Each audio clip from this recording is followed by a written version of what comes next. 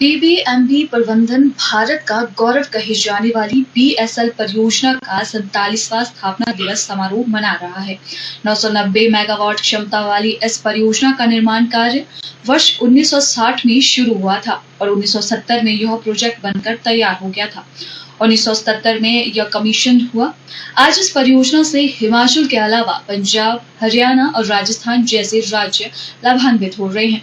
लेकिन बड़ा सवाल है कि जिन्होंने अपनी जमीनों की आहुतियां इस परियोजना के लिए दी और खुद विस्थापित हो गए, उनका क्या? आज भी इस परियोजना के 450 विस्थापित पुनर्वास और पुनर्स्थापन की मांग को लेकर दर दर की ठोकरें खाने को मजबूर हैं। पंडोह विस्थापित कल्याण समिति ने प्रदेश सरकार से मांग करते हुए कहा कि उन्हें जमीन के बदले जमीन दी जाए और बीबीएमबी के खाली पदों पर विशेष आरक्षण के तहत इन्हें स्थायी रोजगार प्रदान किया जाए।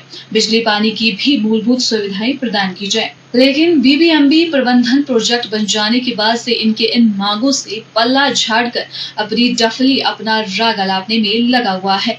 विस्थापित कल्याण की जो हमारी प्रमुखता जो मांगे रही है, उसमें एक तो जमीन के बदले जमीन और दूसरा जो रोजगार जो है वो जो भी खाली पड़े हैं बीबीएमबी में बोर्ड में, उसमें जो विस्थापित परिवार है तो उनको रोजगार दिया जाए। और तीसरा जो है बिजली और पानी जो हमारी प्रमुख मांगे रही वो है।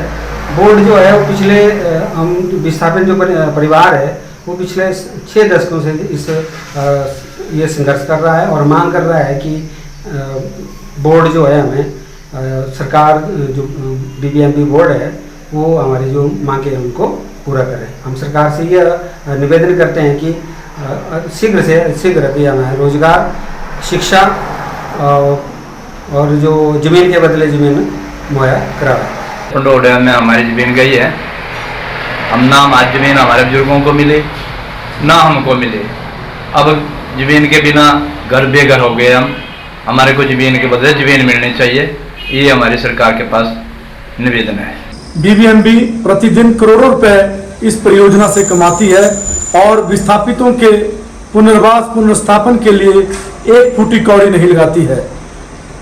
इनके कैचमेंट एरिया में जो विस्थापित रहते हैं उनके लिए बिजली पानी की कोई सुविधा 47 वर्षों तक बीबीएमबी उपलब्ध नहीं करवा पाई है।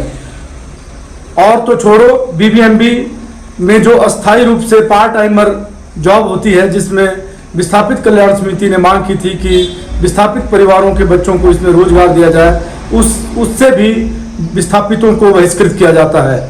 हम विस्थापित कल्याण समिति के बैनर तले हिमाचल प्रदेश सरकार से मांग करते हैं कि पंडोह डैम भारत का गौरव तभी कहलाएगा जब विस्थापितों को उनके हक मिलेंगे, जमीन के बदले जमीन मिलेगी और आवास की व्यवस्था की जाएगी, तभी हम भारत के इस गौरव का गुणगान कर पाएंगे।